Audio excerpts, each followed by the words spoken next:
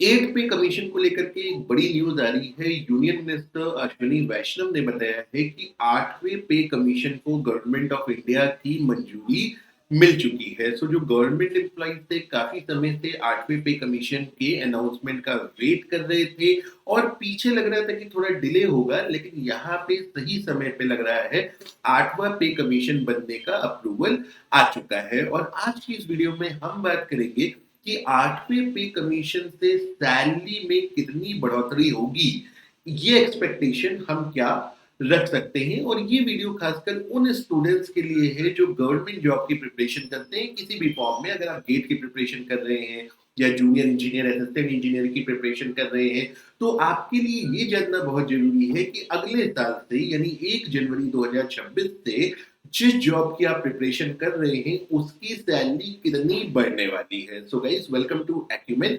मेरा नाम है डॉक्टर उमाशंकर त्रिपाठी।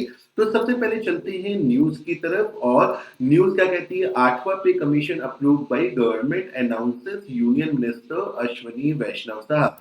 तो अश्विनी वैष्णव साहब ने आज इसका अप्रूवल जो है अनाउंस कर दिया है। तो पे कमीशन क्या होता है? आज की डेट में जो भी गवर्नमेंट एम्प्लॉय है वो सातवां पे कमीशन पे है। सातवां पे कमीशन लगा था 2016 में और वहां पे जो फिटमेंट फैक्टर दिया गया था वो दिया गया था 2.57 का। 2.57 के फिटमेंट फैक्टर के हिसाब से सैलरी 2016 में काफी बड़ी थी। क्या होता है ये फिटमेंट फैक्टर? तो सिंप्लिसिटी को रखने के लिए स्टूडेंट्स लोग सिंपल ये बात समझ लीजिए कि जब भी आप कोई फॉर्म को भरते हैं आपको सैलरी बताई जाती है, और जब भी आप गवर्नमेंट का फॉर्म भरते हैं तो वहां पे आपको बेसिक पे बताई जाती है। जैसे हाल फिलहाल में ओएनजीसी का फॉर्म आया था, तो ओएनजीसी के फॉर्म में आपको सैलरी स्केल 60,000 से 1,80,000 की लिखी हुई थी एग्जीक्यूटिव कैडर में। और जूनियर इंजीनियर में एचपीसीएल का नोटिफिकेशन आया है, उसमें 30,000 की बेसिक पे इनिशियली आपकी लिखी हुई है। तो बेसिकली क्या होता है, जो भी फिटमेंट फैक्टर होता है, फिटमेंट फैक्टर आप इस बेसिक पे में सीधे सीधे मल्टीप्लाई कर सकते हो, वो आपका एक नया बेसिक पे यहाँ पे बन के आ जाता है। अब सवाल उठता है कि इस बार कितना फिटमेंट फैक्टर की उम्मीद है।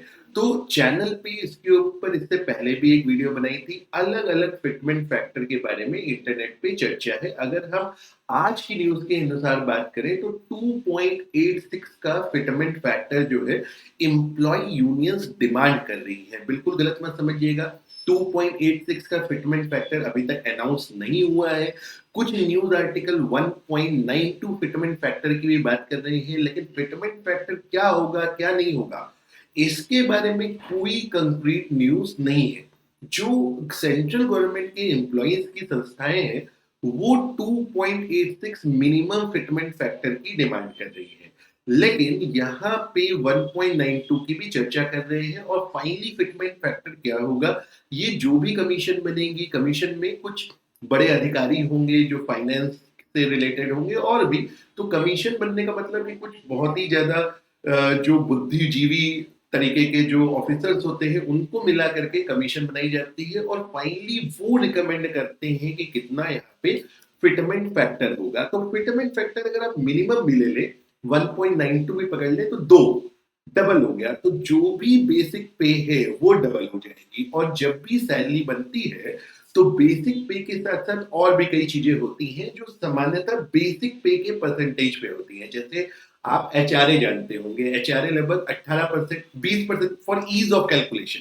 अभी मैं फैक्ट्स की बात नहीं कर रहा, ईज ऑफ कैलकुलेशन में अगर बेसिक पे मान लीजिए 60,000 है तो उसका 20% आपका क्या हो गया, एचआरए हो गया। तो मतलब अब आप समझिए कि अगर बेसिक पे बढ़ी तो एचआरए भी बढ़ा, है ना। अब डीए नहीं बढ़ेगा, डीए फिर पहले 0% होगा। जब नया पे कमीशन आएगा तो जो डीए होगा वो, डीए मतलब महंगाई भत्ता टाइप की जो चीजें हैं वो 0 हो जाएंगी पहले, और फिर 6 महीने 1 साल में डीए इंक्रीमेंटली बढ़ता है।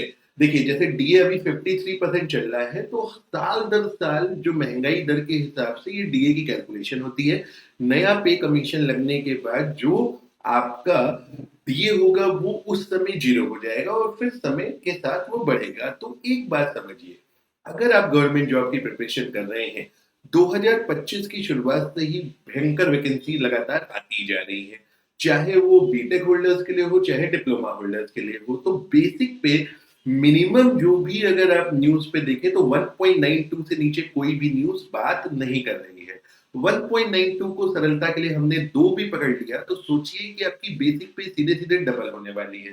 तो यानी जो आपकी इन हैंड सैलरी आने वाली है वो डबल तो नहीं, लेकिन लगभग 150% या 100% के करीब उसकी बढ़ोतरी यहाँ पे जो है हो सकती है। मतलब अगर हम देखें तो जो जूनियर इंजीनियर लेवल पे इन हैंड सैलरी 63,000 के करीब आ रही है। अगर आप पूरी कैलकुलेशन उसको करें, मैंने पीछे वीडियो में की भी है, तो लगभग 1,21,000 रुपए, 1,10,000 रुपए के आसपास ये कैलकुलेशन आपकी जा सकती है। तो एक बात तो सर्टेन है, एक बड़ा हाइक सैलरी में मिलने वाला है। लेकिन यहाँ पे सोचने की कुछ और बातें भी हैं। देखिए यहाँ पे कोई इसको अदरवाइज ना ले, यहाँ पे एक कंसर्न भी है मेरा। वो कंसर्न ये है कि जो इनकम की डिस्पैरिटी है, मतलब इनकम का डिफरेंस है, जो इंजीनियर्स प्राइवेट ऑर्गेनाइजेशन में काम करते हैं उनकी सैलरी और गवर्नमेंट की इंजीनियर की सैलरी में आज की डेट में भी बहुत बड़ा एक डिफरेंस है। बड़ी से बड़ी प्राइवेट कंपनी एंट्री लेवल पे जो सैलरी देती है वो कहीं भी आज की डेट में भी 7वें पे कमीशन में भी कहीं भी आसपास नहीं है गवर्नमेंट के एंट्री लेवल सैलरी पे। तो ये जो डिफरेंस है 8वें पे कमीशन के बाद और भी बड़ा होता हुआ यहाँ पे मुझे लगता है, जो डेफिनेटली चिंता का यहाँ पे विषय हो सकता है। तो गवर्नमेंट को जो मैं कहना चाहूँगा वो डेफिनेटली ये कहना चाहूँगा कि गवर्नमेंट को इस बात पे भी ध्यान देना चाहिए कि जो प्राइवेट में लोग काम करते हैं इंजीनियर लेवल पे या नॉन एग्जीक्यूटिव लेवल पे भी, उनके साथ भी कुछ सैलरी का मानक होना चाहिए कि मिनिमम इतनी सैलरी उनको मिले। सो गाइस आज की वीडियो में इतना ही। आई होप आप लोगों को वीडियो ठीक लगी होगी। जिन्होंने भी अभी तक तैयारी नहीं शुरू की, लास्ट बात मैं आपसे ये कहूँगा कि जब सैलरी में इतनी बढ़ोतरी होगी, तो जो लोग अभी आज की डेट में गवर्नमेंट जॉब में तैयारी नहीं कर रहे हैं, वो भी गवर्नमेंट जॉब की तैयारी करने की लिए आएँगे। तो जो लोग भी तैयारी कर रहे हैं, वो और सीरियस हो जाएँ, समय कम होता जा रहा है और डेफ़िनिटली इस साल अपॉर्च्युनिटी काफ़ी आपको मिल रही है। तो कोशिश करिए इस अपॉर्च्युनिटी को आप मैक्सिमम यूटिलाइज़ कर सकें। सो गाइस आज की वीडियो में इतना ही। अगर वीडियो ठीक लगी हो तो लाइक कर दीजिएगा और चैनल को सब्सक्राइब भी कर दीजिएगा। So with this thank you very much and have a good day.